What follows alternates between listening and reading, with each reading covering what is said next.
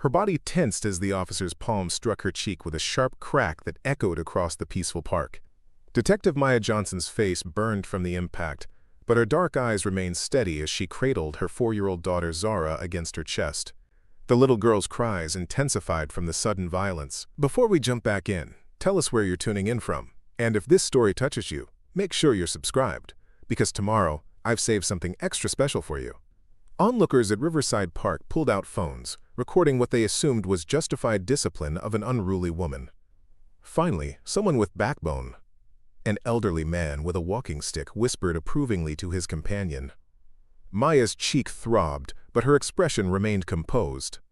She adjusted Zara's colorful butterfly headband with trembling hands, her FBI credentials hidden deep in her purse with a special clearance code that Officer Donovan had completely ignored.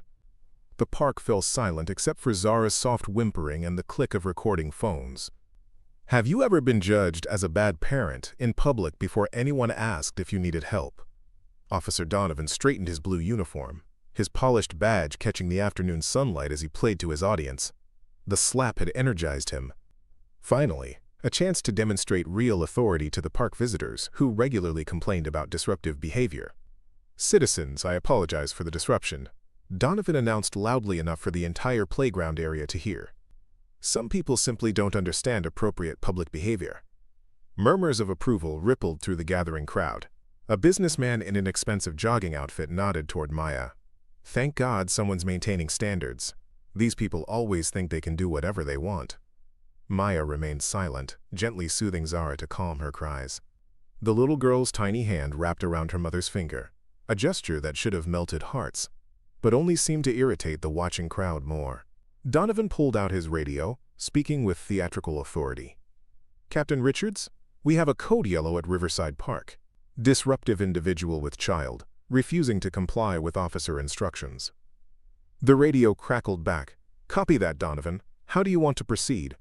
"I'm recommending immediate detention before the situation escalates. She's already delayed my patrol by 12 minutes with this tantrum." Maya glanced at her phone. The screen showed a text notification. "Operation Playground in progress.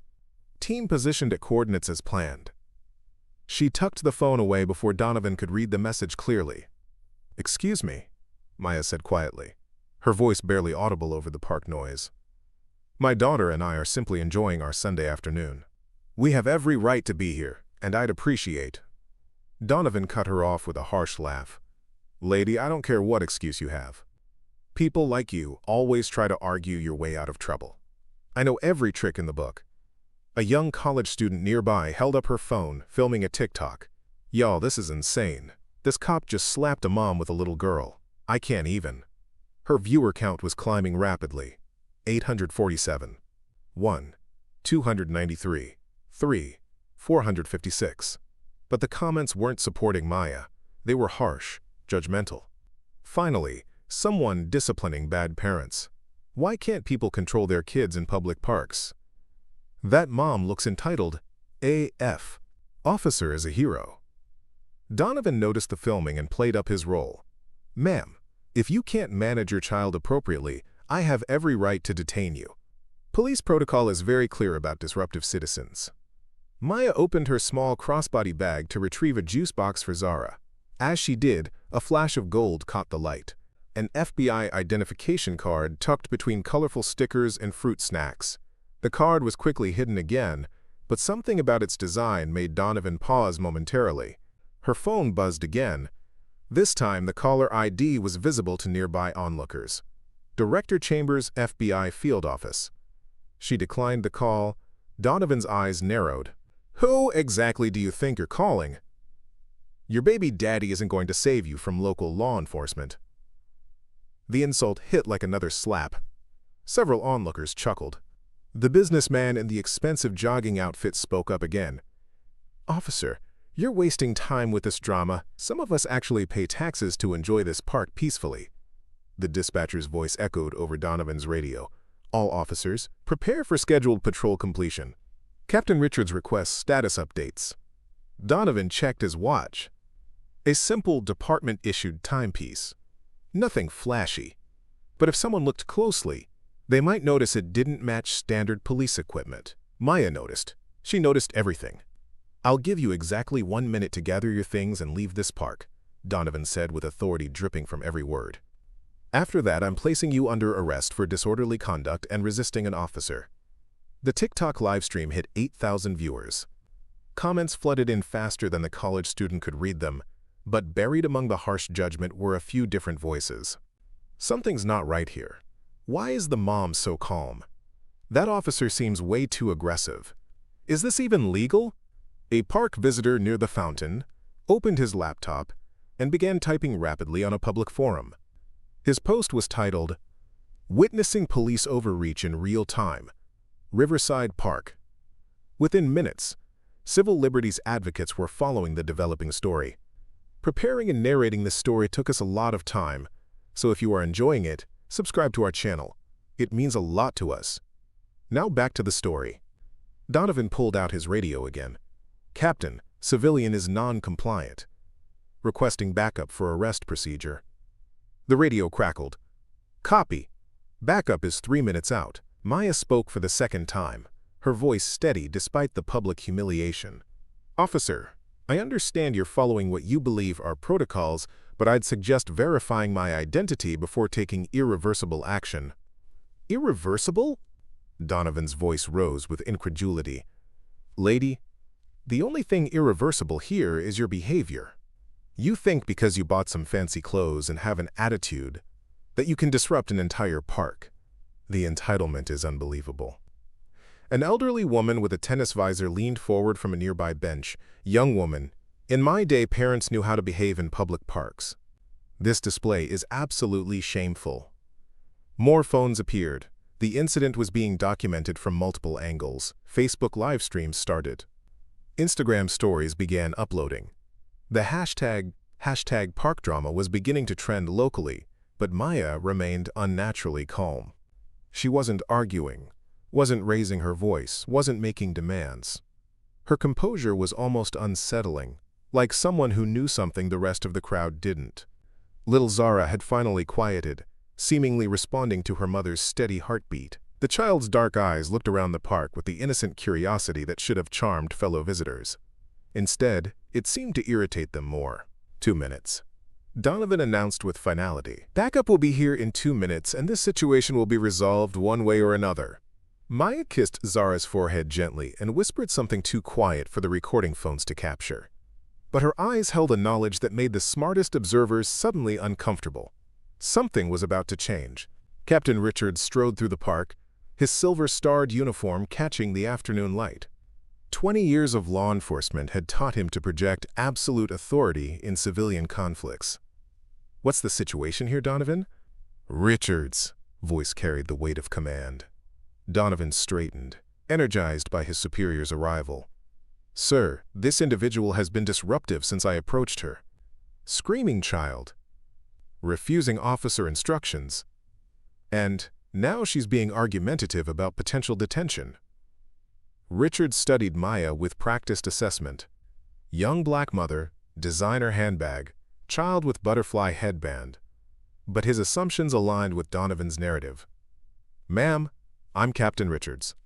Police regulations require civilian compliance with officer instructions." The TikTok live stream exploded past 15,000 viewers. The college student filming whispered breathlessly to her audience.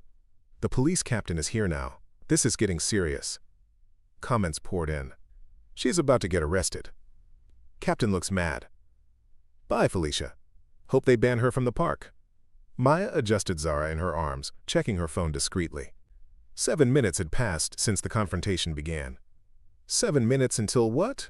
Richards demanded, his patience already thin. "Ma'am, whatever schedule you think you're keeping, it doesn't override local law enforcement protocols."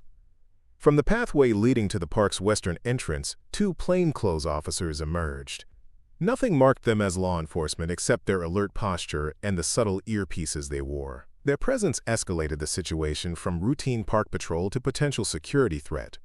Officer Rodriguez approached cautiously, hand positioned near his concealed weapon. The team consisted of 6 operators, each with specialized skills and backgrounds. Besides Vasquez and Amelia, there was Torres, a former Navy SEAL explosives expert. Chen, a cyber warfare specialist who had worked for the NSA. Jackson, a medical officer with battlefield trauma experience. And Williams, a former Army Ranger skilled in alpine operations. Our insertion will be halo jump from a civilian cargo plane with falsified flight plans. Wright explained during the final briefing. We'll land 15 kilometers from the target location and proceed on foot to avoid detection. Captain Reyes will coordinate communications and monitor Russian military channels to track patrols. Extraction will be via helicopter from a secondary location once we have the package. The briefing room door opened, and a man in his mid-50s entered. Tall and imposing, with salt and pepper hair and the unmistakable bearing of senior military command, he surveyed the team with piercing blue eyes.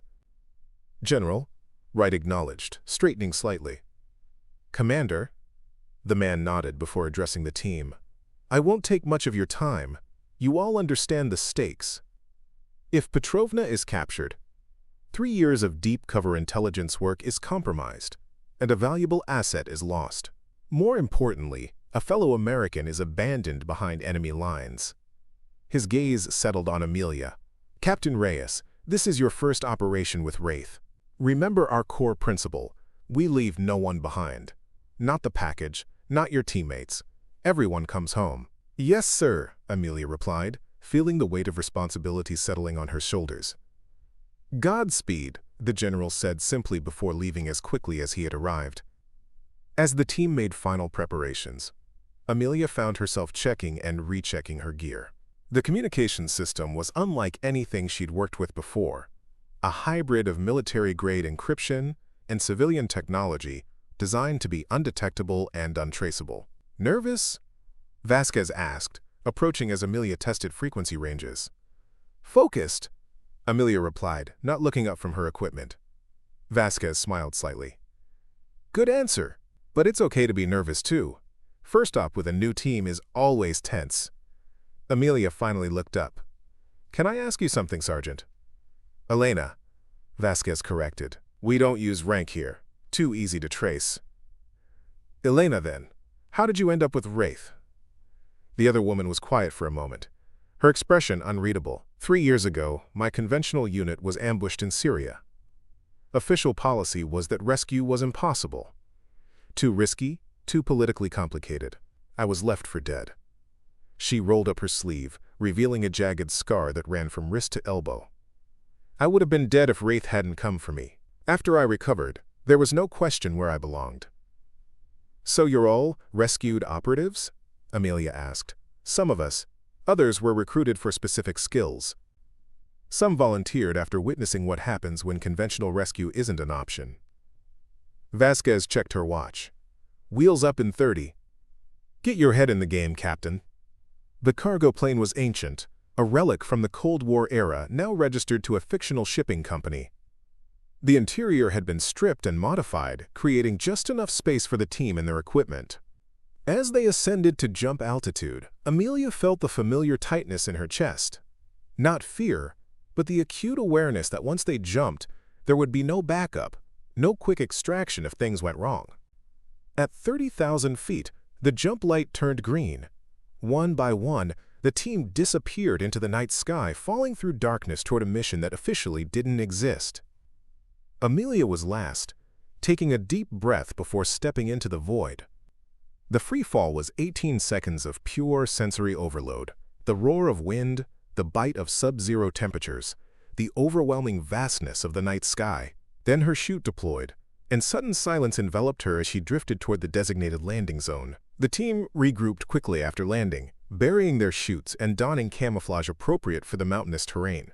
Amelia activated her communications gear, immediately scanning for Russian military frequencies. 2 patrols within our operational area, she reported quietly. 1 stationary at the village perimeter, 1 mobile along the eastern ridge. Satellite imagery shows a surveillance drone on regular sweeps from the south.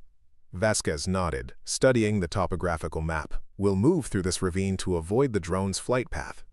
Torres, take point. Williams, rear security. Reyes, stay on those frequencies and alert us to any changes in patrol patterns. Captain, what's the nature of the disturbance? Civilian noncompliance, Richards replied curtly. Refusing officer instructions after creating public disturbance. The forum poster paused to capture photos with his phone. His post was gaining traction among civil liberties advocates. 200 shares, 847 comments growing by the minute. Donovan sensed his moment of triumph approaching. "Citizens," he announced using his official voice, "we apologize for the delay caused by an uncooperative individual. We expect to resolve this situation momentarily." The announcement triggered a wave of public frustration. Voices rose throughout the gathering crowd. "Just arrest her already. Some people have no consideration. I have a dinner reservation to make. This is ridiculous." The TikTok viewer count hit 25,000. Local news alerts pinged on phones across the city. Viral incident unfolding at Riverside Park. Maya remained seated on the park bench. Little Zara now calm and curious about the surrounding commotion. Maya's composure was becoming almost eerie, like someone waiting for a predetermined moment. Officer Johnson flanked Maya's other side. "Ma'am, we need you to gather your belongings and come with us voluntarily." "I need exactly 5 more minutes to resolve this situation," Maya said quietly. Richards scoffed. "You need 0 minutes. This is city property under my jurisdiction, and you're creating a public disturbance." The elderly woman in the tennis visor spoke loudly enough for the cameras. "Captain, I've been visiting this park for 30 years. This kind of entitled behavior is exactly what's wrong with public spaces today." Multiple onlookers nodded agreement.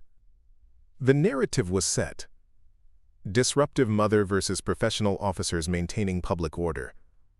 But the forum blogger noticed something others missed.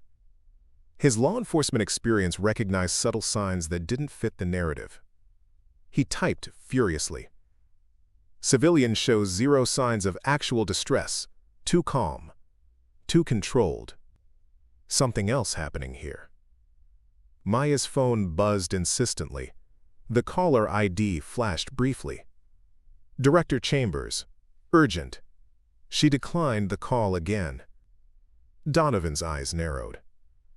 "Who keeps calling you? Your friends can't override local police from the sidelines." The insult drew approving chuckles from nearby onlookers. The businessman in the expensive jogging outfit raised his phone higher, ensuring he captured the officer's authority. 6 minutes until required processing," Richards announced, checking his watch. "Mobile detention unit is arriving now." Through the park gates, visitors could see police vehicles surrounding the perimeter. Emergency lights flashed silently. The situation had escalated beyond simple civilian removal. The TikTok live stream reached 32,000 viewers. #ParkIncident was trending nationally.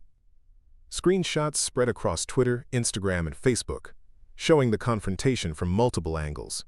Additional officers entered from the eastern path, their equipment jingling ominously. Radios, restraints, body cameras, everything needed for civilian detention. "Ma'am," the lead officer announced, "by order of Captain Richards and Local Ordinance Code 847-3, you're being detained for public disturbance. Please comply voluntarily."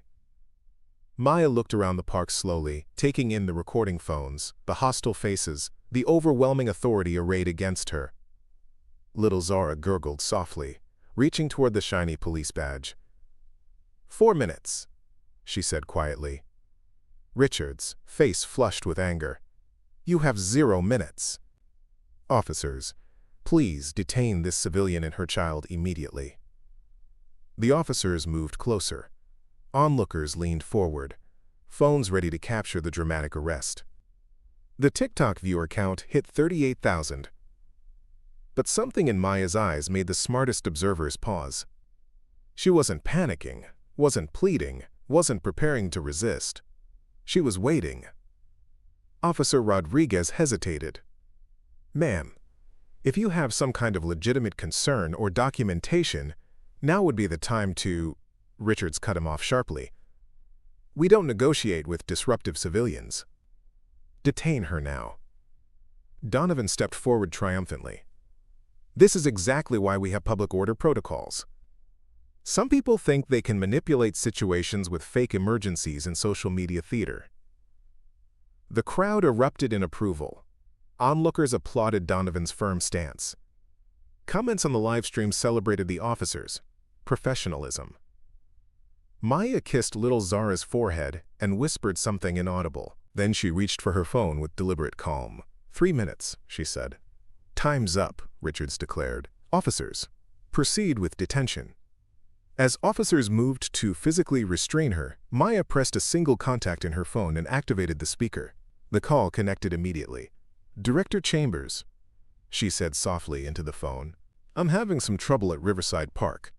The voice that answered made Captain Richards' blood freeze in his veins. Agent Johnson, status report. Is the operation compromised? The voice carried unmistakable federal authority. Richards recognized that voice immediately. Every police captain in the city knew that voice. It belonged to the director of the FBI's Special Operations Division. Maya's response was gentle, almost conversational. Riverside Park, Northwest Quadrant. Local officers are being creative with their discretion. Operation Playground remains secure, but we have a protocol situation. The phone speaker crackled with barely controlled fury. This is Director Elizabeth Chambers, Federal Bureau of Investigation. Every officer at that location needs to stand down immediately. You are interfering with a federal operation. The park fell silent except for little Zara's soft cooing and the distant chirping of birds. Richards staggered backward, his authority crumbling in real time. Donovan's face went white as understanding crashed down like a tidal wave. The TikTok livestream exploded past 45,000 viewers as comments went absolutely wild. Plot twist. She's an FBI agent. They're so fired. Holy. Officer stepped away from Maya like she'd become radioactive.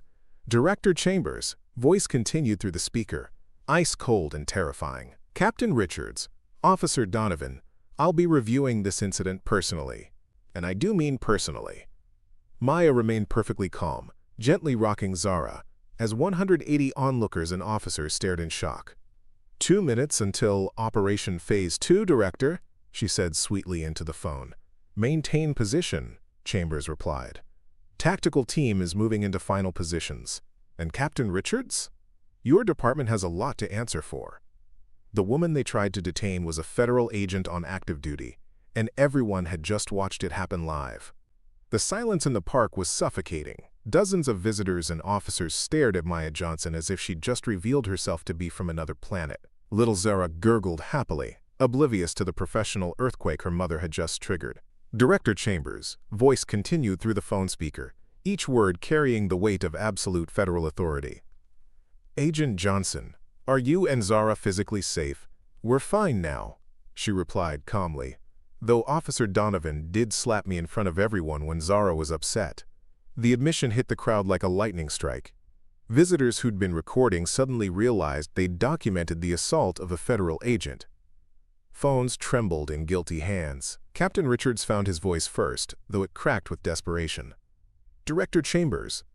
Ma'am, there's been a misunderstanding. A misunderstanding? Chambers' voice cut through Richards like a blade. Captain, I'm watching the live stream right now.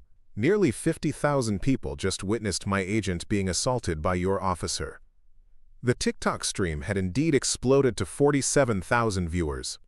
The college student filming could barely hold her phone steady as comments flooded in faster than human eyes could process. The FBI agent's daughter. Everyone's getting fired. This is legendary. Officer is toast. Plot twist of the century. Donovan backed against a park bench, his face cycling through disbelief, terror, and desperate denial. This has to be some kind of joke. She's just a disruptive civilian with a screaming kid. Officer Donovan. Chambers' voice carried deadly calm. You just called my lead undercover agent just a civilian, after physically assaulting her. Please continue. I'm recording this conversation for our federal legal team. The forum blogger typing stopped mid-sentence. His post had exploded to 847 shares, as civil liberties advocates realized they were witnessing law enforcement history. He deleted his original narrative and started typing frantically. Breaking. Local police assault FBI agent on duty during live stream. Officer Rodriguez slowly raised his hands, backing away from Maya. "Ma'am, Agent Johnson, we were responding to officer reports. We had no knowledge of your identity or operation." "Of course you didn't," Maya replied gently, adjusting Zara's butterfly headband. "That was rather the point, wasn't it? How civilians are treated when officers make assumptions based on appearance." Richards scrambled for damage control. "Director, if we could discuss this privately, I'm sure we can resolve." "Privately?" Chambers' laugh was harsh. "Captain, nearly 50,000 people are watching this conversation live. The time for privacy ended when your officer decided to assault my agent in front of an audience."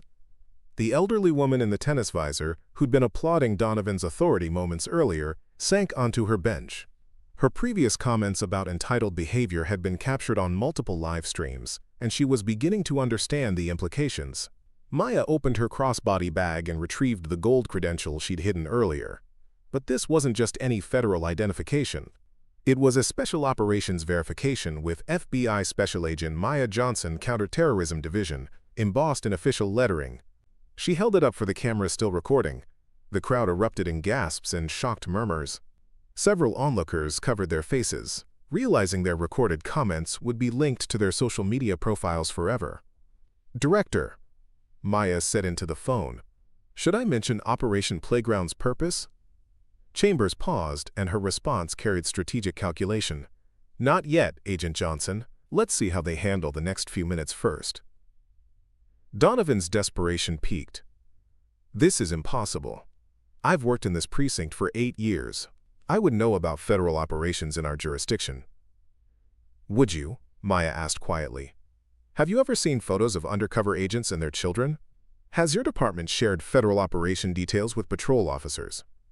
The question hung in the air unanswered because the answer was obvious. Law enforcement agencies, especially federal ones, carefully protected undercover agent identities. Captain Richards pulled out his radio with shaking hands. "Dispatch, this is Captain Richards. We need to cancel all response units to Riverside Park immediately. We have a situation requiring federal intervention." Dispatch's confused voice crackled back. "Captain Richards, please clarify situation. We show multiple units responding to disturbance call." Richards looked at Maya helplessly. She nodded toward her phone. "Dispatch." "Chambers," voice took over. "This is Director Elizabeth Chambers, FBI Special Operations. Cancel all local response to Riverside Park immediately. This location is now under federal jurisdiction." "Copy that, Director Chambers."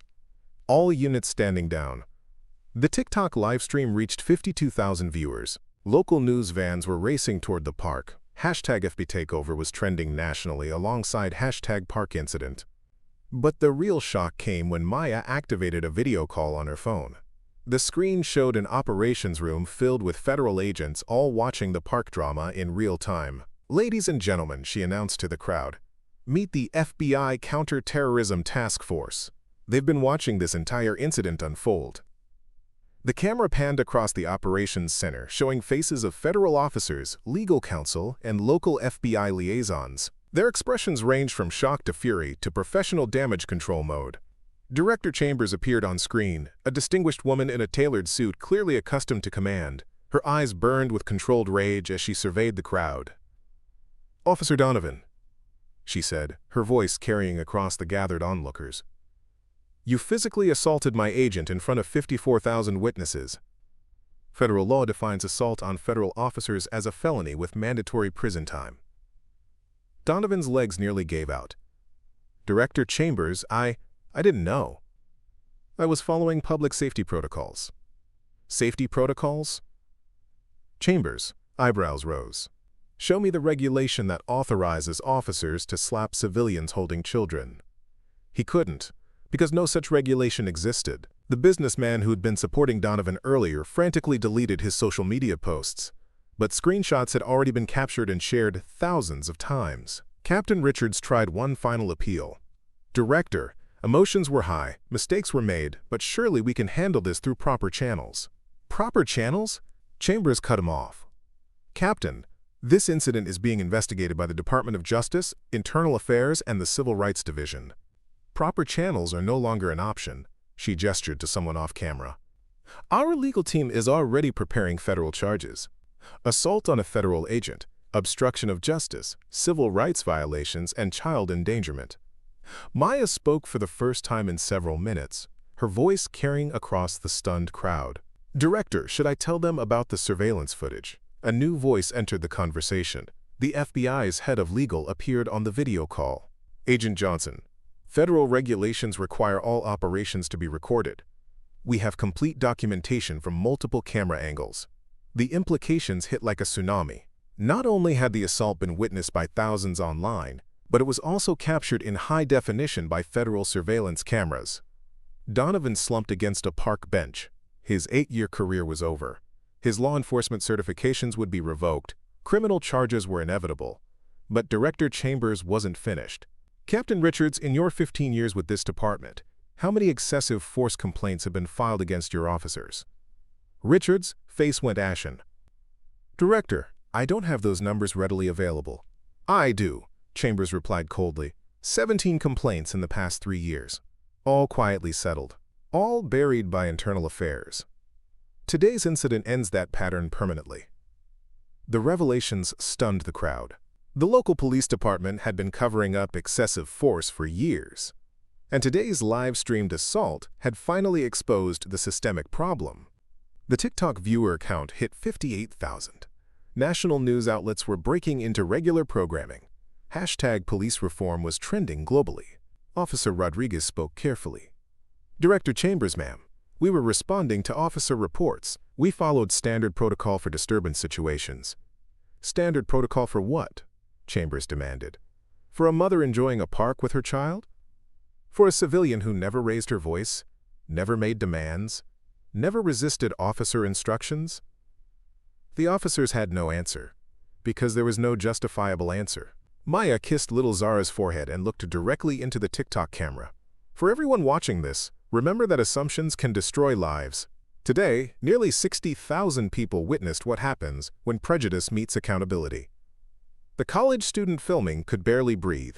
"This is the most insane thing I've ever seen.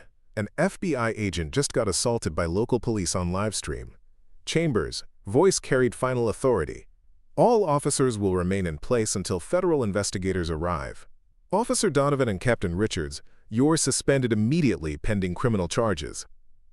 Donovan finally broke, tears streaming down his face. "Please, Director Chambers, I have a family, a mortgage. I made a mistake." "You made a choice," Maya corrected gently. "Choices have consequences." Today, those consequences are very public. The video call revealed more officials entering the operations center. Federal investigators, civil rights attorneys, crisis management specialists. The full weight of federal and judicial power was mobilizing in response to one viral assault. Director Chambers addressed the crowd directly. "Ladies and gentlemen, you've witnessed something that happens far too often in law enforcement. Discrimination based on assumptions. The difference today is that everyone saw it, everyone recorded it, and everyone will remember it." Little Zara chose that moment to laugh. A pure, innocent sound that cut through the tension, like sunlight through storm clouds. Operation Playground continues, Chambers said, looking at her agent with obvious respect and admiration. "We have more important work to do first." Maya smiled at the camera, her dignity intact despite everything she'd endured. Change happens when power confronts prejudice publicly. Today, 60,000 people learned what real accountability looks like. The park paths cleared as federal agents arrived, cameras documenting, investigation beginning. The officer who'd tried to detain her now faced federal charges. And the whole world was watching. The operations room video call transformed into a federal command center as investigators, attorneys, and civil rights officials joined the conference. What had started as a family day at the park was now a full-scale federal response witnessed by 63,000 live-stream viewers. Director Chambers' voice carried the weight of absolute authority. "Before we address individual consequences, let's establish the facts. The FBI's Counterterrorism Division has been conducting Operation Playground for the past 3 months. Agent Johnson's role as an undercover field operative was critical to our investigation." She paused, letting the information sink in. Today's incident threatens not only an active federal operation but also violates multiple civil rights statutes worth approximately $8 million in potential legal damages. Department of Justice investigator Sarah Carter appeared on the video call from Washington. Director Chambers, preliminary review indicates multiple violations of Title 18, Section 242, regarding deprivation of rights under color of law. Captain Richards, still standing awkwardly in the park pathway, tried to maintain some dignity. Director, with respect, Officer Donovan's actions don't reflect standard department protocols. Don't they? Chambers cut him off sharply. Legal. Please share Captain Richards' department complaint history with everyone watching. The FBI's head legal counsel, David Park, consulted his tablet with clinical precision. Captain Richards has commanded officers involved in 7 excessive force complaints over 5 years. Average settlement per incident, $250,000. The number hit the crowd like a physical blow. Richards had cost taxpayers nearly $2 million in covered-up brutality cases, and now 70,000 people knew it. Officer Donovan. Chambers continued, her voice growing colder. Your employment record shows 3 previous incidents involving civilians of color. All resulted in department interventions and sensitivity training that you clearly ignored completely. Donovan's voice cracked with desperation. Director, those were different situations. This woman was genuinely disruptive with her screaming child. Was I? Maya interrupted quietly, still cradling Zara with maternal grace. Director, should I play the complete audio recording for everyone? Every face in the crowd went pale. Federal regulations required complete audio documentation of agent interactions, and they'd all forgotten about the permanent record. Chambers nodded to someone off camera. Legal. Cue the audio recording from initial contact through the assault incident. The phone speakers crackled as the damning timeline played back chronologically. Donovan's voice. Control your screaming brat or I'll have you removed from this park. The sharp crack of flesh meeting flesh. Donovan. Some people don't know how to behave appropriately. Donovan. People like you always try to argue your way out of trouble. Donovan. Your baby daddy isn't going to save you from local law enforcement. Each recorded phrase built a devastating case of premeditated discrimination and assault. The TikTok audience, now at 67,000 viewers, listened in shocked silence as the evidence mounted. Captain Richards slumped against a tree trunk. The audio evidence was undeniable, and his vocal support of Donovan's actions made him legally complicit in federal crimes. DOJ investigator Carter continued her systematic assessment. Director Chambers, we're looking at potential violations under Title 42, Section 1983, civil action for deprivation of rights. However, the officers appear to be the primary aggressors here. Absolutely correct, Chambers replied with legal precision. Our legal team has identified federal charges, including assault on a federal officer, civil rights violations, obstruction of justice, and child endangerment in the presence of a minor. Officer Rodriguez, who'd remained silent during most of the revelation, finally spoke carefully. Director, we responded to superior officer reports in good faith. We had no knowledge this was discrimination rather than legitimate public safety concern. Chambers, expressions softened slightly toward the junior officers. Officer Rodriguez, patrol officers follow established protocols based on superior officer assessments. However, those protocols require independent verification of claims before escalating to physical force. She gestured to legal counsel Park. David, what's our comprehensive liability exposure if this incident goes to federal court with full media coverage? Park consulted multiple tablets, his calculations visible to the operations room cameras. Conservative estimate, $15 to $25 million in punitive damages given the viral nature and documented assault of a federal agent. That's before considering class action potential from previous victims coming forward. The forum blogger in the park had switched from civil liberties platform to Twitter, where his real-time updates were being retweeted thousands of times per minute. His latest post, local police assault FBI agent on undercover assignment. Federal investigation underway. Department facing potential criminal charges. The implications were staggering and immediate. Chambers addressed the entire crowd through the phone speaker with commanding authority. Ladies and gentlemen, you've witnessed accountability in real time. Officer Donovan is suspended effective immediately pending criminal charges. Captain Richards is relieved of duty pending federal investigation. Donovan's anguished cry echoed through the park. "You can't suspend me for following established safety protocols." "Safety protocols?" Maya asked with devastating calm, her voice carrying maternal authority. "Officer Donovan, please cite the specific regulation that authorizes officers to slap citizens holding children." Complete silence. "Mr. Park." Chambers continued with federal efficiency. "Please outline immediate consequences for both officers." Legal counsel consulted his comprehensive notes. Officer Donovan faces federal assault charges with mandatory minimum sentence of 1 year imprisonment under Title 18. Captain Richards faces charges of enabling assault and willful failure to protect civilian rights. The severity of criminal consequences hit both officers like physical blows. Furthermore, Chambers continued relentlessly. Both officers forfeit qualified immunity under our zero-tolerance civil rights violation policy.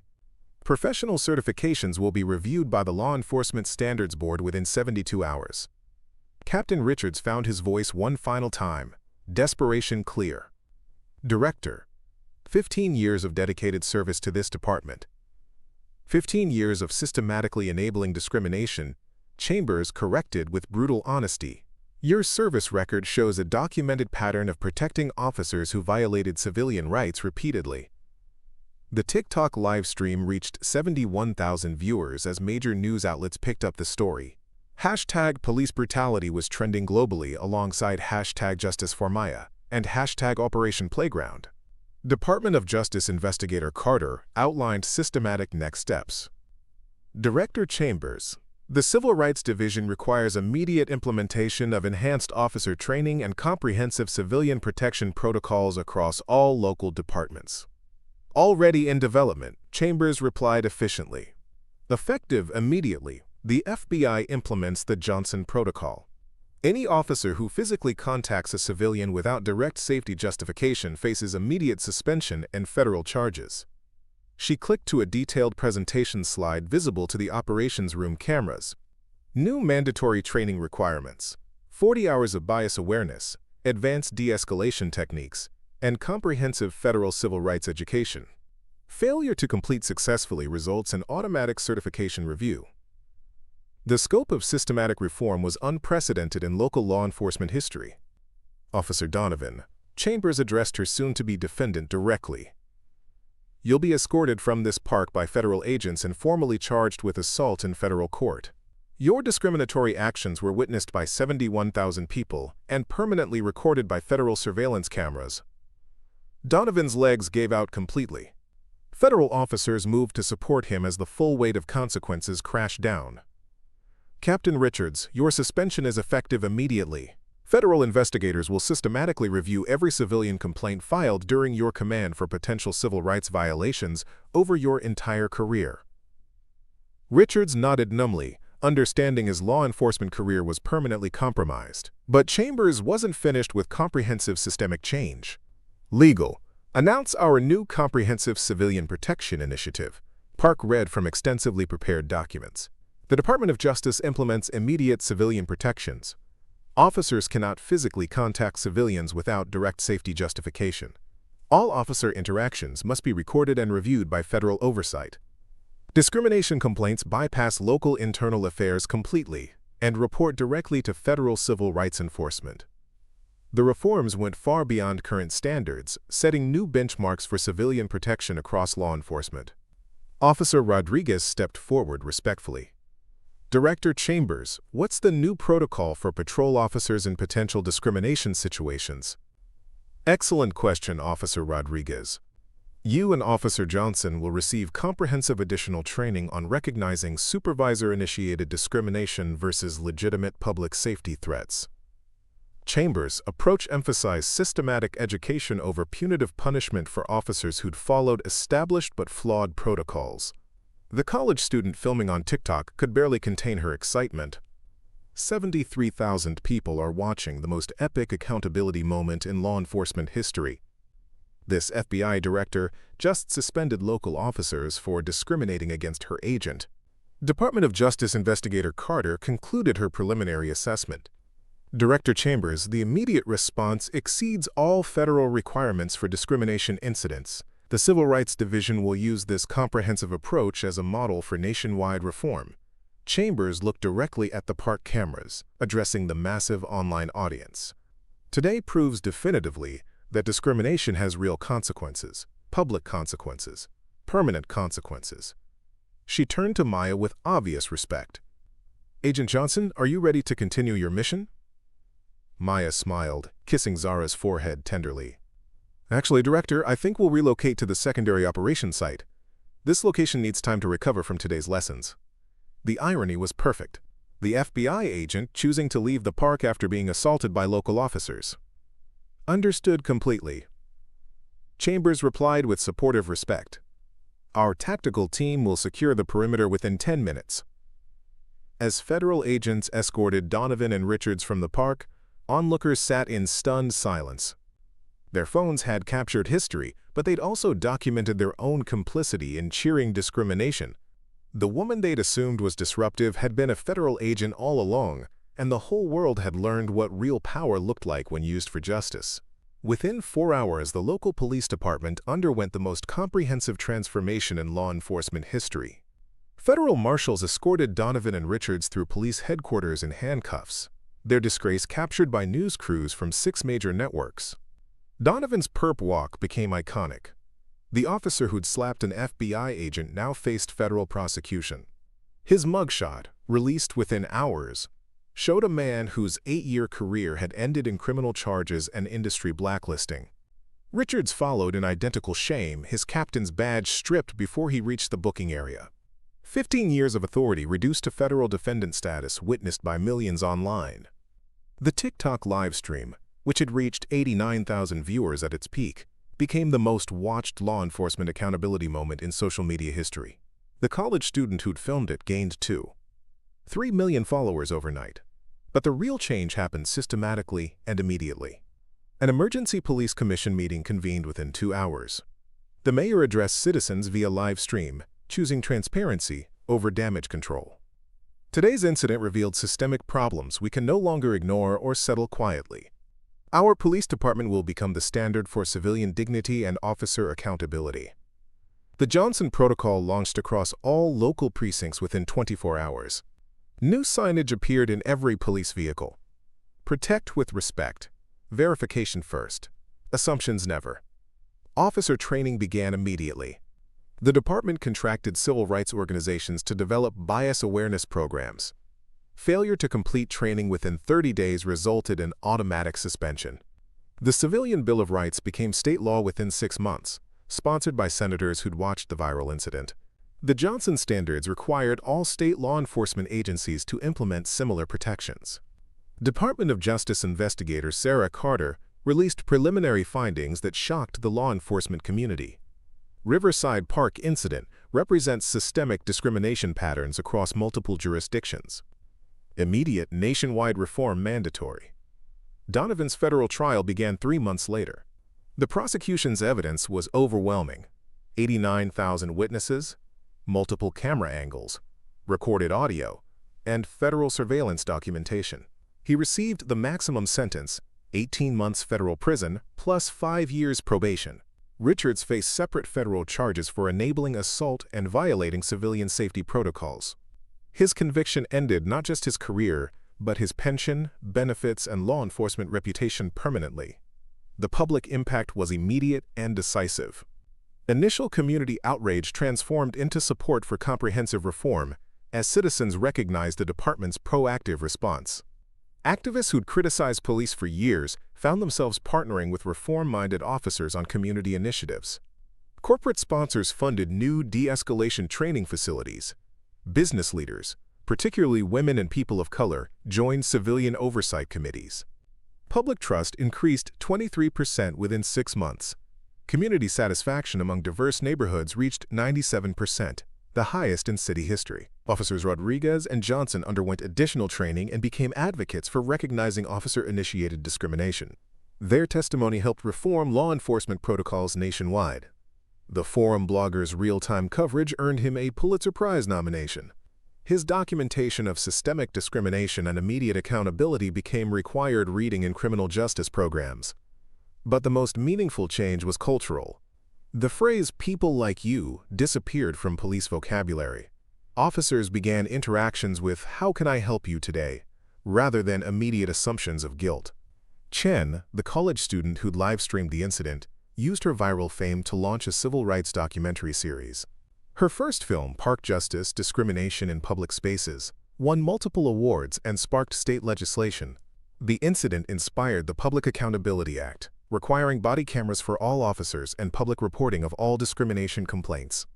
No more quiet settlements. Transparency became legally mandated. Most importantly, families of color reported dramatically improved experiences in public spaces.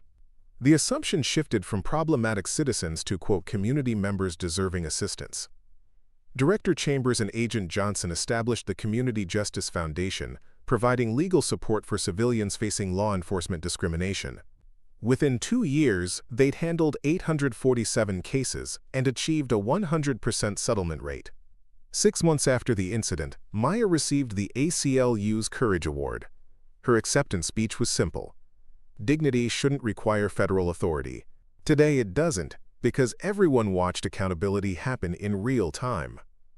The federal reforms spread nationwide. State police agencies adopted Johnson standards voluntarily. County sheriff departments implemented civilian protection protocols.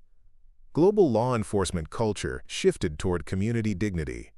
Donovan's assault conviction became a permanent cautionary tale in officer training nationwide. Every new recruit learned about the consequences of discrimination through his example. Richards' career destruction served similar purpose for command staff. Authority never justified enabling officer discrimination. The park where the incident occurred was retrofitted with advanced surveillance equipment and dedicated community liaison officers. It became the city's showcase for demonstrating industry-leading civilian protection. Little Zara, now in kindergarten, accompanied her mother to community outreach events. Officers competed to provide exceptional service to the family that had transformed their profession.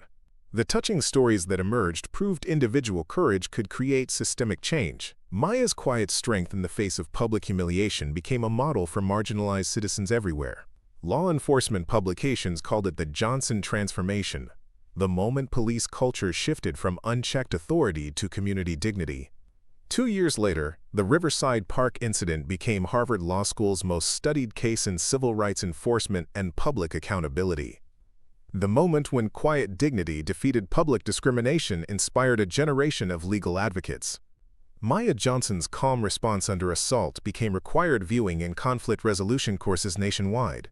Her refusal to escalate violence while protecting her daughter demonstrated that true power comes from principle, not position.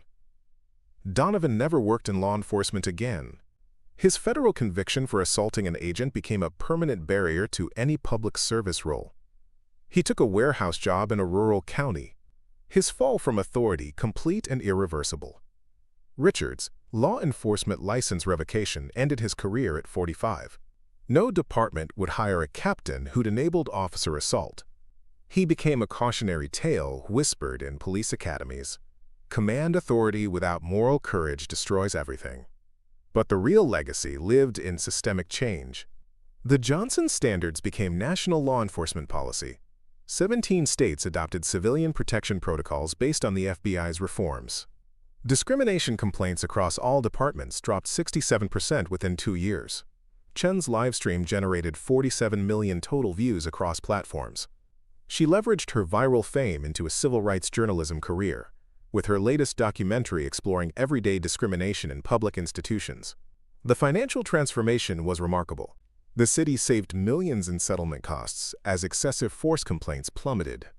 Community policing initiatives flourished with unprecedented cooperation between officers and citizens. Life stories like Maya's proved that preparation, composure, and principles could overcome institutional prejudice. Her example showed millions of parents that they didn't have to accept public humiliation silently. These stories of quiet strength triumphing over loud hatred resonated across communities worldwide. Maya's dignity under assault became a template for responding to discrimination with power rather than anger. Professional development programs cited her approach. strategic thinking over emotional reaction, systemic reform instead of personal revenge, using authority constructively rather than destructively. The viral moment also inspired legislative action globally. The International Association of Chiefs of Police adopted civilian dignity standards based directly on the FBI's reforms. The United Nations referenced the incident in human rights discussions. Real-life stories like this demonstrated that individual courage can create institutional change. Maya's maternal protection of little Zara while enduring public assault touched hearts across cultural boundaries. But perhaps the most meaningful impact was personal. Families of color no longer steeled themselves for park confrontations. Children saw their parents' dignity protected by public policy rather than challenged by officer authority. The incident taught the world that discrimination has costs, immediate, public, and permanent. But it also demonstrated that accountability creates opportunity for genuine progress. Today, little Zara attends school like any child, welcomed by officers who patrol her neighborhood with respect and care. The child whose upset triggered discrimination now experiences law enforcement's new culture of family dignity. Touching stories emerge daily of families protected by Johnson standards. Parents share videos of officers offering assistance instead of assumptions, help instead of hostility, protection instead of prejudice. Operation Playground, the counter-terrorism investigation that Maya had been conducting that fateful day, ultimately led to the successful prevention of a major attack. The intelligence she gathered during her undercover work at the park proved invaluable to national security. Director Chambers later revealed that the operation had saved countless lives, all while demonstrating that protecting America's security and respecting citizens' rights were not competing values, but complementary ones. The same principles that drove the FBI to hold local officers accountable were the principles that made their counterterrorism work effective. Maya Johnson's dual identity, as both a devoted mother and a skilled federal agent, challenged stereotypes about who keeps America safe. Her story inspired a generation of young women, particularly women of color, to pursue careers in law enforcement and national security.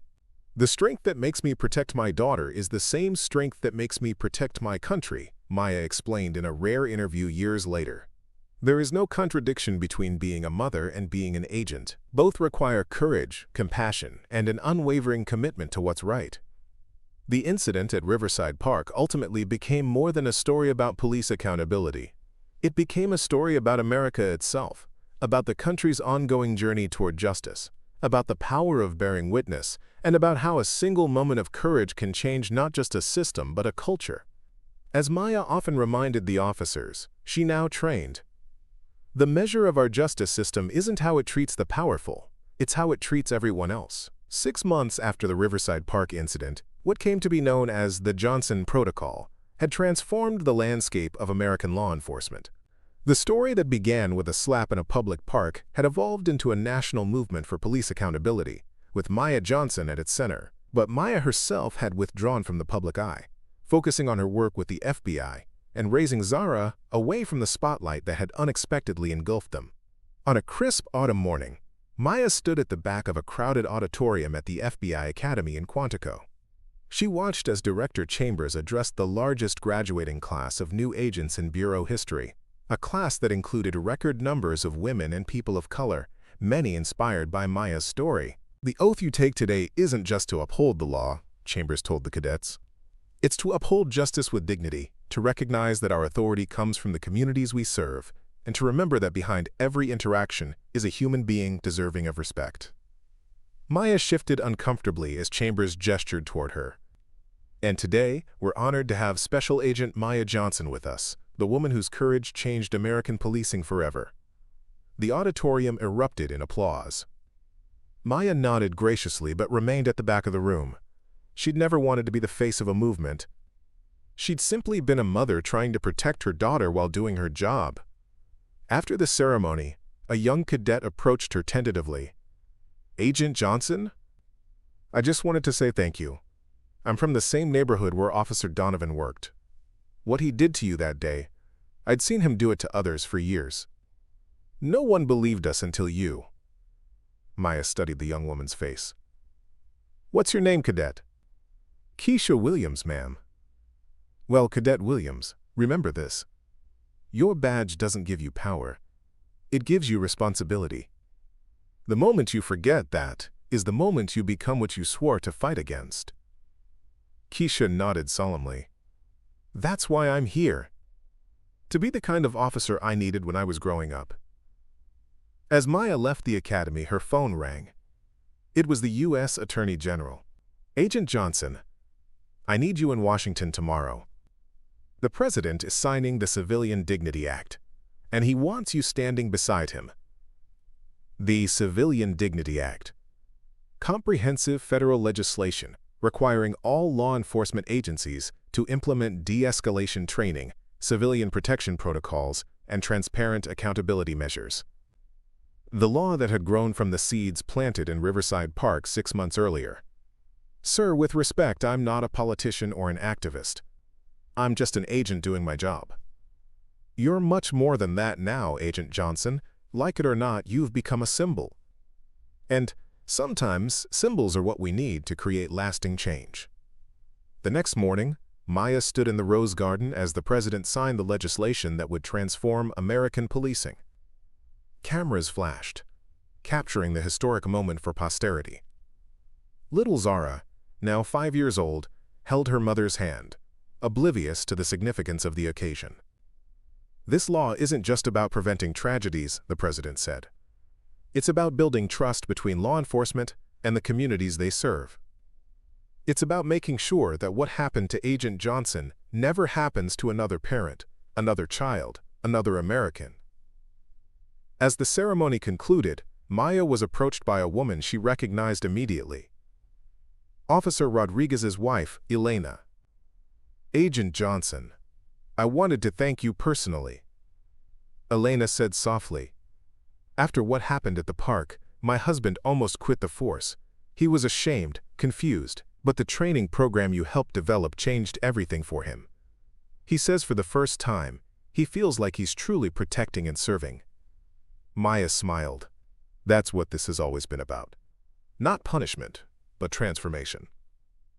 Meanwhile, across town, former Officer Donovan sat in his federal prison cell, watching the signing ceremony on a small television. His cellmate, a former banker convicted of fraud, glanced at him. That's her, isn't it? The FBI agent you slapped? Donovan nodded silently. Man, you really screwed up your life over one bad decision. It wasn't one bad decision, Donovan replied, his voice hollow. It was hundreds of small choices that led to that moment. Each time I profiled someone, each time I used excessive force and got away with it, each time my superiors looked the other way, they were all steps on the path to that park bench. For the first time since his conviction, Donovan was beginning to understand the systemic nature of what he'd participated in, and his personal responsibility within that system. Back at the Justice Department, Maya met with a task force of federal and local officers implementing the new law. Among them was Captain Williams, a veteran officer who'd replaced Richards and was determined to transform the department from within. The hardest part, Williams admitted, is changing the culture. We've got officers who've been doing things the same way for 20 years. They resist every new protocol, every new training module. Start with the community, Maya suggested.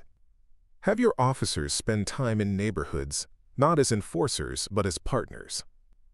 Let them hear directly from the people they serve about how police interactions have affected their lives. Empathy can't be taught in a classroom, but it can be cultivated through real human connection. Williams nodded thoughtfully. That's not in any training manual I've ever read.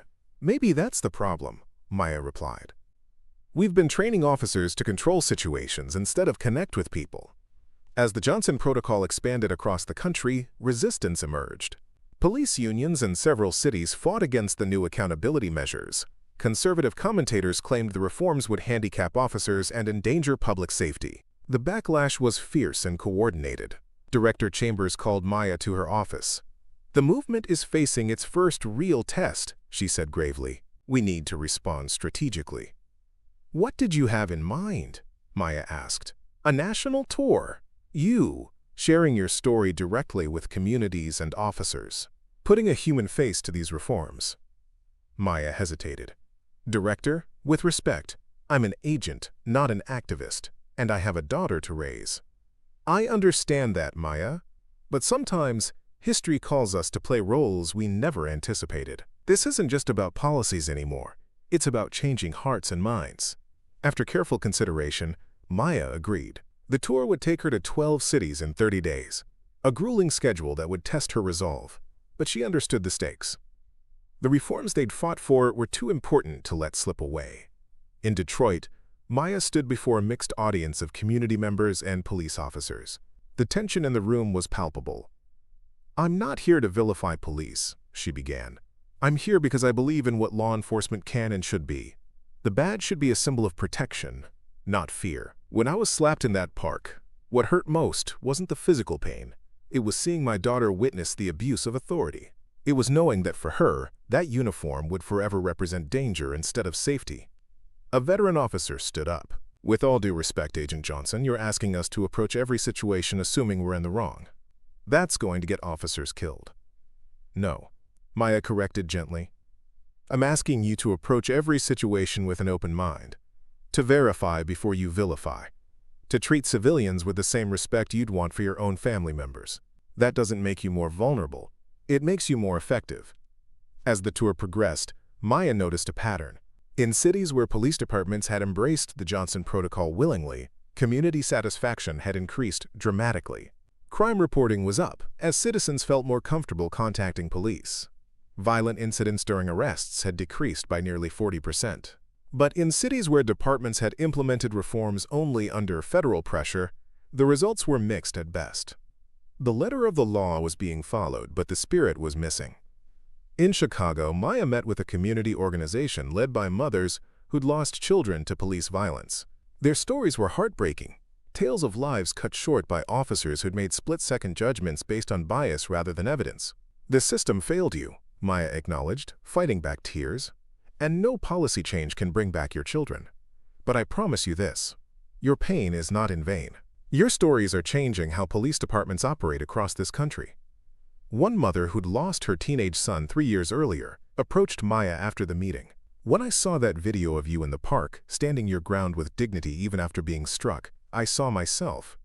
The difference is, you had the badge to protect you. My son didn't." The woman's words stayed with Maya long after the meeting ended. The badge that had ultimately protected her was the same symbol that had endangered so many others. The irony wasn't lost on her.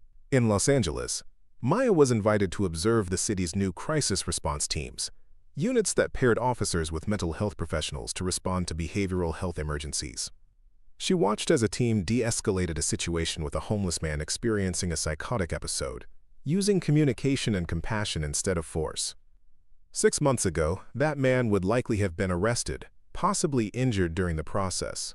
The program director explained. Today, he's being transported to a treatment facility where he'll receive the help he needs. The Johnson Protocol had expanded beyond simple police accountability to encompass a complete reimagining of public safety. Cities were investing in prevention, intervention, and treatment alongside traditional enforcement. As the tour neared its conclusion, Maya received an unexpected request. Former Officer Donovan wanted to meet with her. He'd been participating in a restorative justice program in prison and felt compelled to make amends directly. Director Chambers advised against it. "He assaulted you, Maya. You have no obligation to hear him out." "I know," Maya replied. "But this isn't about obligation. It's about closure for both of us." The meeting took place in a prison conference room under the watchful eyes of corrections officers. Donovan, now dressed in standard-issue khaki, looked nothing like the confident officer who'd struck her that day in the park. "Thank you for coming," he began awkwardly. "I didn't think you would." "Why did you want to see me?" Maya asked directly. Donovan took a deep breath. "I've spent every day since my conviction trying to understand why I did what I did. At first I blamed you. Then I blamed the job, the stress, the culture, but the truth is simpler and harder to accept. I slapped you because I could. Because I'd been conditioned to believe that my authority was absolute and unquestionable." He paused, collecting himself. "I'm not asking for forgiveness. I don't deserve it. But I wanted you to know that what you've done with the Johnson Protocol, it's changing things from the inside. Officers in my old department write to me. They tell me about the new training, the new approach. Some of them resent it, but others say it's made them better officers, better people. Maya studied him carefully. Do you understand the harm you caused? Not just to me, but to my daughter. To every person who watched that video and saw their worst fears about police confirmed? I'm beginning to, Donovan admitted. In prison, I'm the one without power now. I experience daily what it feels like to be at the mercy of authority figures who can make decisions about my life without accountability. It's illuminating. As Maya left the prison, she felt an unexpected sense of peace. Donovan's reckoning with his actions wouldn't undo the past, but it represented the kind of internal transformation that policy alone could never achieve. The final stop on Maya's tour was New York City, where she addressed the largest police department in the country. The auditorium was filled with officers ranging from rookies to veterans with decades of service. The job you do is difficult, dangerous, and essential, she acknowledged. Nobody understands that better than I do.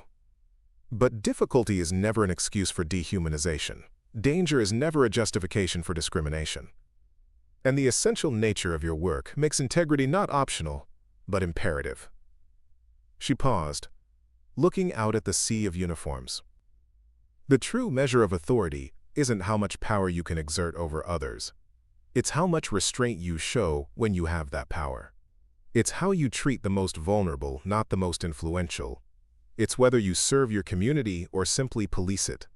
The response was a standing ovation, not universal, but substantial enough to suggest that minds and hearts were indeed changing.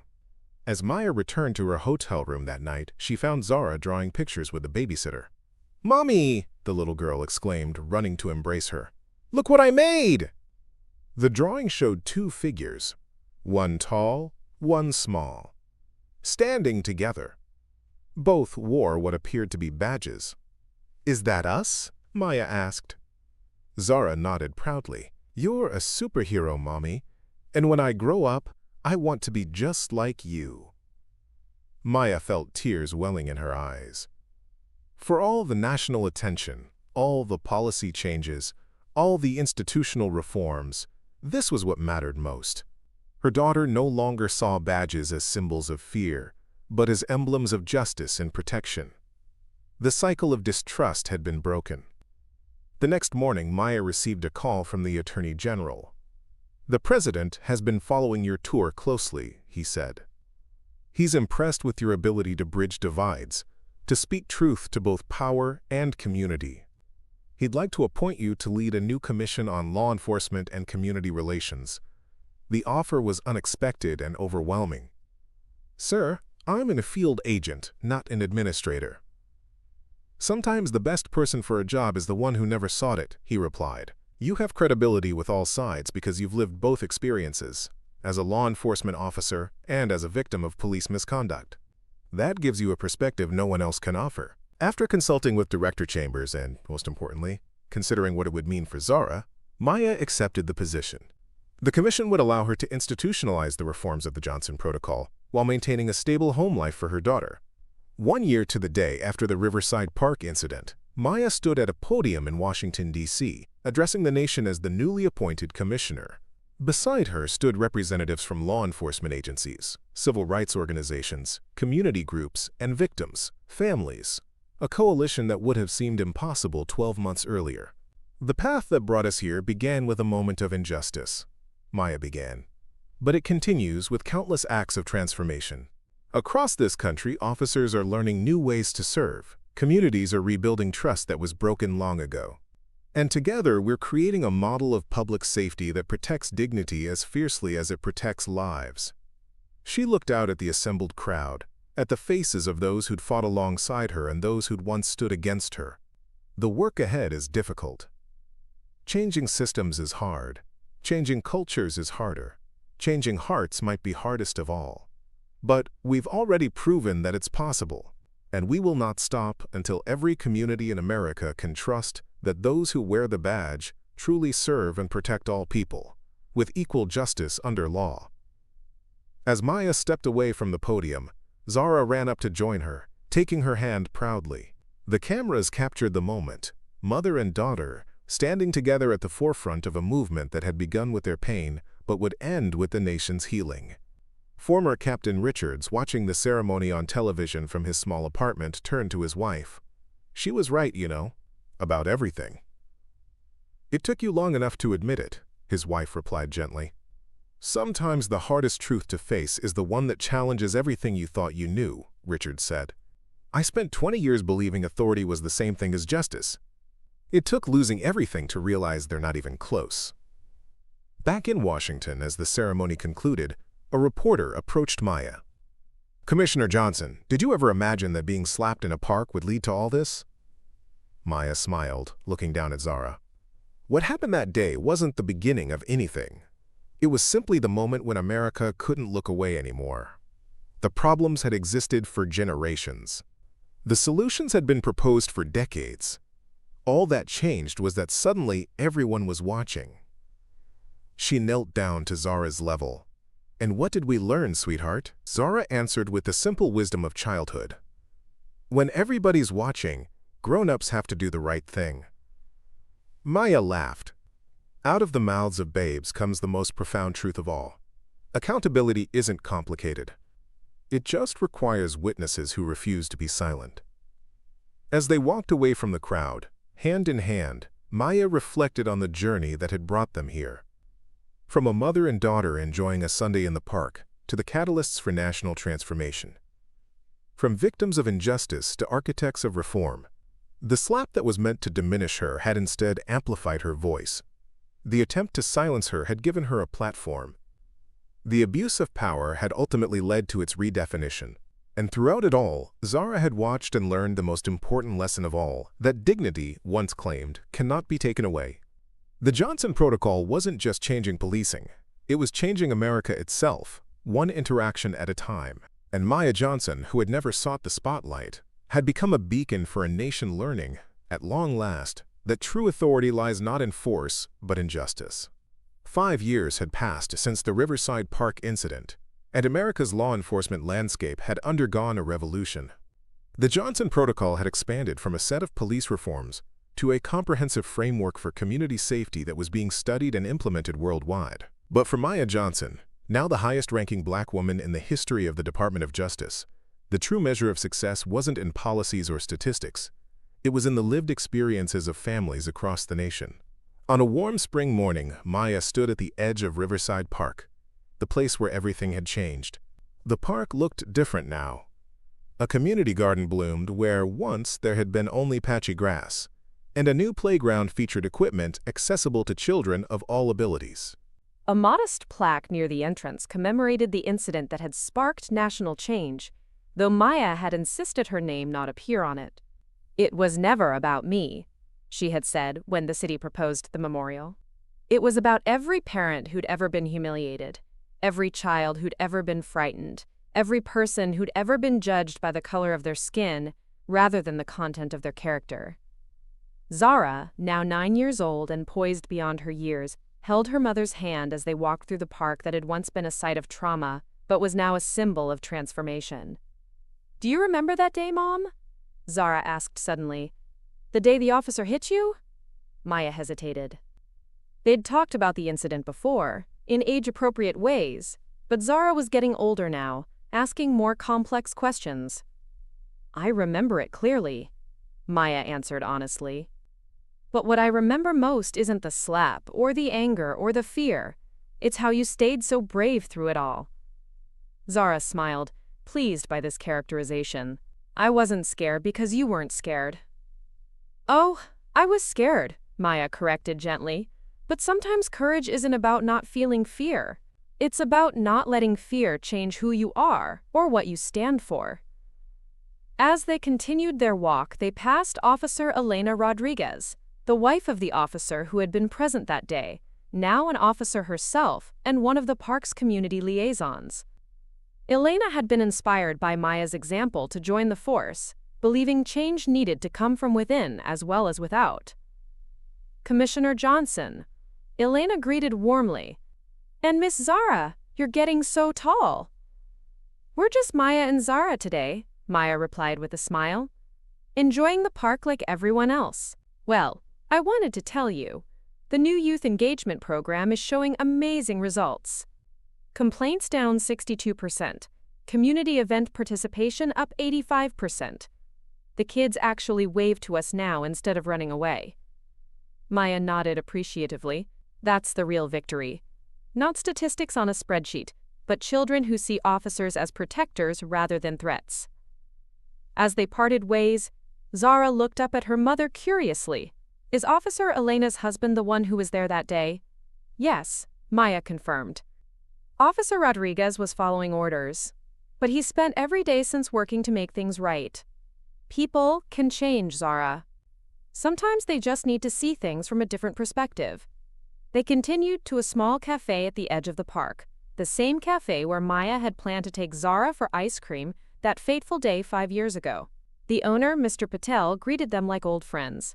"My favorite customers," he exclaimed, already preparing their usual orders. "1 vanilla for the young lady, 1 coffee for the commissioner." As they settled at an outdoor table, Maya noticed a young black mother with a toddler entering the park. The woman looked tense, clutching her child's hand perhaps a bit too tightly. A patrol car rolled slowly past the park entrance, and Maya watched as the woman visibly relaxed when the officers inside waved pleasantly instead of stopping. Small victories, Maya thought. A mother who can bring her child to a park without fear. Officers who patrol with courtesy instead of suspicion. These were the real-world impacts of the Johnson Protocol, not just in statistics or headlines, but in everyday interactions between citizens and those sworn to protect them. Her phone buzzed with a message from Director Chambers, now Deputy Attorney General. "Turn on the news." Donovan speaking. Maya pulled out her tablet, finding a live stream from a criminal justice reform conference. Former Officer Donovan, released from prison 6 months earlier, was addressing an audience of law enforcement leaders and community activists. "I thought I was one of the good ones," Donovan was saying, his face etched with the humility that comes only through genuine reflection. "I told myself I was protecting people, upholding the law, but what I was really doing was wielding power without accountability, enforcing my own biases rather than actual justice." He paused, visibly emotional. "It took losing everything, my career, my freedom, my reputation, to understand what true service means. I can never undo the harm I caused Agent Johnson and her daughter. I can never erase that moment of cruelty caught on camera for the world to see.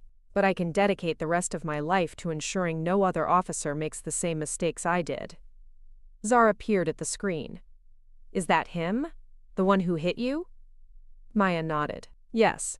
He's trying to help other officers understand why what he did was wrong." "Do you forgive him?" Zara asked with the direct simplicity of childhood. Maya considered the question carefully. "Forgiveness isn't something you give someone else, Zara. It's something you give yourself. I've let go of anger, because carrying it would only hurt me, not him. But forgiveness doesn't mean forgetting or pretending something didn't happen. It means choosing not to let that event define your future." Across town, in a modest classroom at the police academy, Captain Richards, now Professor Richards, was teaching a required course on ethical policing. After his career ended, Richards had gone back to school, earning a degree in ethics and criminal justice. When the academy implemented the Johnson Protocol, they'd made the controversial decision to hire him, a man who'd fallen from grace but risen through accountability. "Authority without empathy is just oppression with a badge," Richards told his cadets. "I learned that lesson the hard way, and it cost me everything I thought mattered: rank, respect, retirement. But it gave me something more valuable: perspective." A cadet raised her hand. "Sir, how do we maintain authority while still being empathetic? Won't people take advantage if we show weakness?" Richards smiled sadly. "That question reveals exactly the mindset I had for 20 years. I viewed empathy as weakness, authority as strength. But true authority comes from trust, not fear. Agent Johnson didn't lose authority when she remained calm and dignified in that park. She exemplified it. Officer Donovan didn't demonstrate authority when he struck her. He revealed his weakness." Back at the cafe, Maya's tablet showed breaking news. The final holdout state had just passed legislation implementing the Johnson Protocol. All 50 states had now adopted the comprehensive reforms that had begun with a single incident in a single park 5 years earlier. "Look at that," Mr. Patel said proudly, pointing to the headline. "You changed the whole country." Maya shook her head. "The country was ready for change. I was just in the right place at the wrong time." "Or the wrong place at the right time," Mr. Patel suggested wisely. Later that afternoon, Maya and Zara visited the National Museum of African American History and Culture, where a new exhibit on civil rights in the 21st century included a section on the Johnson Protocol. Maya had been reluctant about the inclusion, but had eventually agreed when the curators explained it wasn't about celebrating her personally, but documenting a pivotal moment in the ongoing struggle for equality. As they stood before the display, which featured photos, video clips, and interactive elements explaining the reforms, a group of high school students on a field trip recognized Maya. "Commissioner Johnson," one exclaimed. "We just studied your case in contemporary civics. Can we get a picture?" Maya smiled warmly. "Only if you tell me one thing you learned from studying the case." The students looked at each other nervously until one girl stepped forward. "I learned that sometimes the most powerful response to injustice isn't shouting back or fighting back. It's standing your ground with dignity and letting the truth speak for itself." Maya nodded, genuinely moved. "That's exactly right. Now let's take that picture." As the students gathered around, Maya reflected on how the narrative had evolved over the years. The initial focus had been on the shock value, a federal agent slapped by local police. Then it had shifted to the policy reforms, the Johnson Protocol and its implementation. But now, 5 years later, the lasting impact seemed to be in the realm of values and mindsets, in how people understood the relationship between authority, dignity, and justice. That evening, Maya was scheduled to speak at a graduation ceremony for a unique program, one that trained former victims of police misconduct to become community liaisons with law enforcement. The initiative, funded by the Justice Department, had shown remarkable success in bridging divides between communities and police. Before leaving for the event, Maya received an unexpected visitor at her office, the TikTok user whose live stream had captured the Riverside Park incident. Chen, now a respected documentary filmmaker, had continued to document the implementation of the Johnson Protocol across the country. "I just wanted to thank you," Chen said, setting down her latest documentary on Maya's desk. "Not just for what you did that day, but for what you've done every day since. You could have used that moment for personal gain or revenge, but you channeled it into systematic change." Maya smiled. "The same could be said for you. You could have capitalized on viral fame, but instead you've used your platform to document the hard, unglamorous work of reform." Chen nodded thoughtfully. "I keep thinking about all the incidents that weren't captured on camera, all the mothers who didn't have federal badges to protect them. Their stories matter too." "They matter most," Maya agreed. "That's why we've established the Civilian Documentation Initiative, giving communities the tools and training to systematically document their interactions with law enforcement. Transparency shouldn't depend on whether someone happens to be filming at the right moment." At the graduation ceremony that evening, Maya stood before 20 graduates, men and women who had experienced police misconduct firsthand and had now completed intensive training to become bridges between their communities and law enforcement agencies. "Your pain could have turned to bitterness," she told them. "No one would have blamed you for that. Instead, you've transformed it into purpose. You've chosen to be part of the solution rather than remaining defined by the problem." One graduate, a young man who'd been wrongfully arrested and beaten 5 years earlier, approached Maya after the ceremony. "My son is 3 now," he said quietly, "the same age I was when I first learned to fear police. But his experience will be different. When he sees an officer, he doesn't duck his head or grab my hand tighter.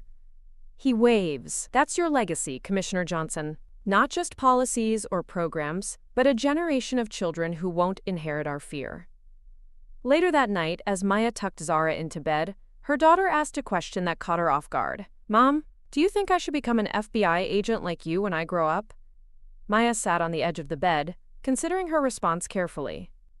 That's something only you can decide, sweetheart. But whatever path you choose, remember that true authority comes from how you use your power, not how much power you have. Zara nodded sleepily. Like in that park, you were stronger than those officers, even though they had the badges and guns. It wasn't about being stronger, Maya corrected gently. It was about being right, and knowing I was right, even when everyone around me believed otherwise.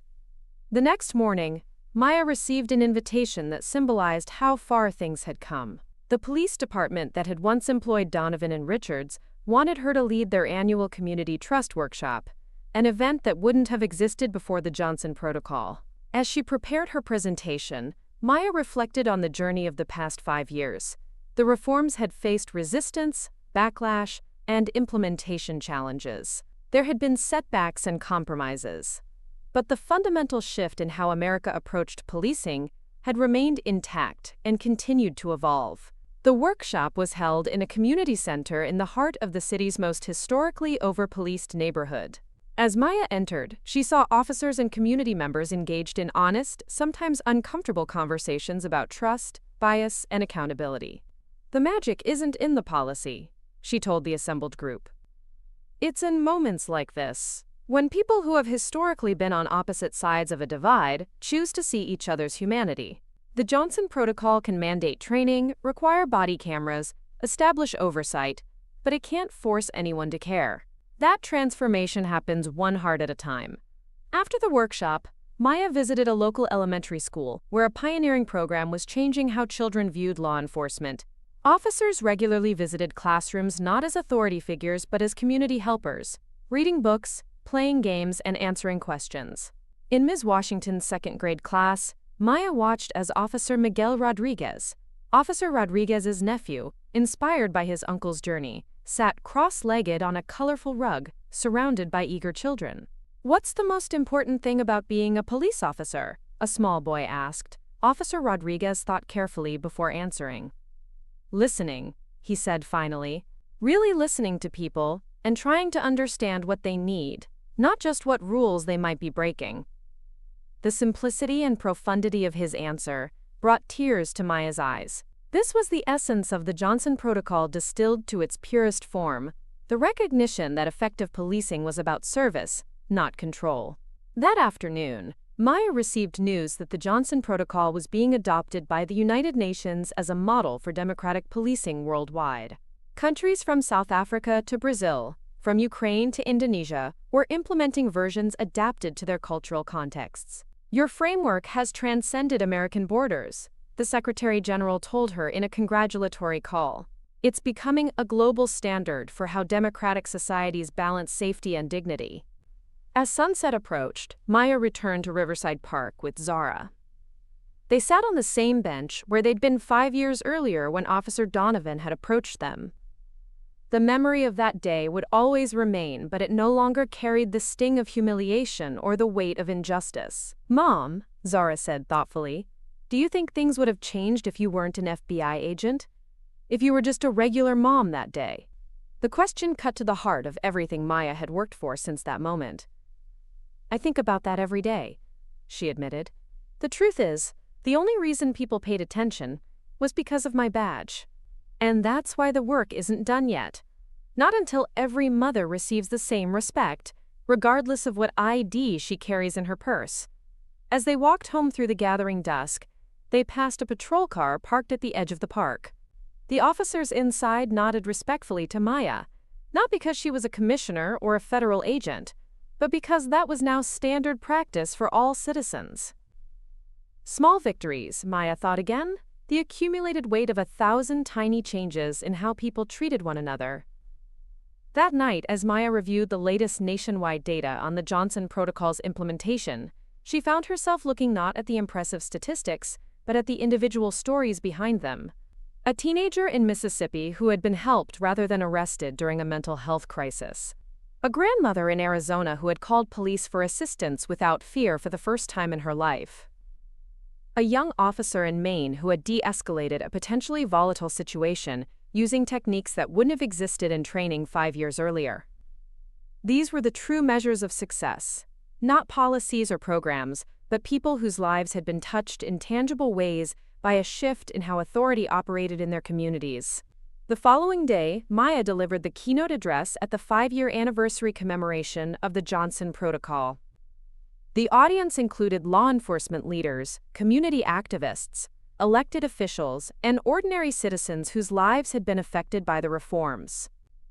5 years ago, in a park not far from here, I experienced what countless others had experienced before me, the arbitrary and demeaning exercise of authority without accountability, she began. The difference wasn't in what happened, but in who was watching.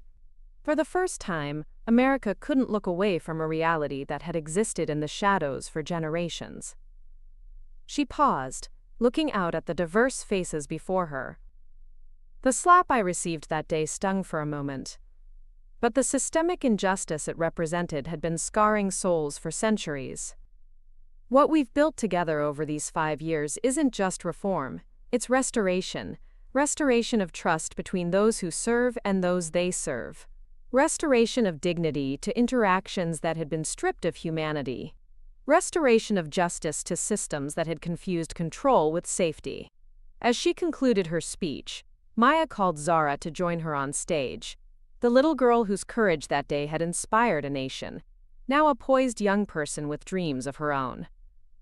The true test of the Johnson Protocol isn't in courtrooms or academies or legislative chambers, Maya said, her arm around her daughter's shoulders.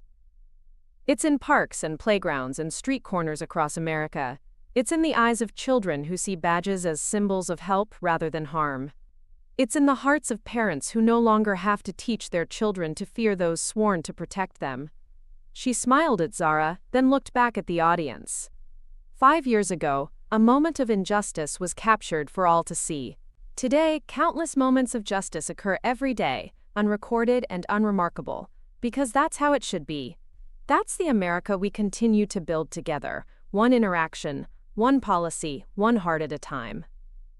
As the audience rose in a standing ovation, Maya held Zara close, knowing that their journey had been both deeply personal and profoundly public. The slap that was meant to diminish had instead empowered. The attempt to silence had amplified. The abuse of authority had led to its redefinition. And through it all, a little girl had watched and learned that justice, while imperfect and unfinished, was worth fighting for. Not with fists or fury, but with dignity, determination, and an unwavering belief in the possibility of change. Later that evening, as they walked home beneath a canopy of stars, Zara looked up at her mother with eyes full of wisdom beyond her years. "We changed everything, didn't we, Mom?" Maya smiled, thinking of all that had been accomplished and all that remained to be done. "We helped start the change, sweetheart.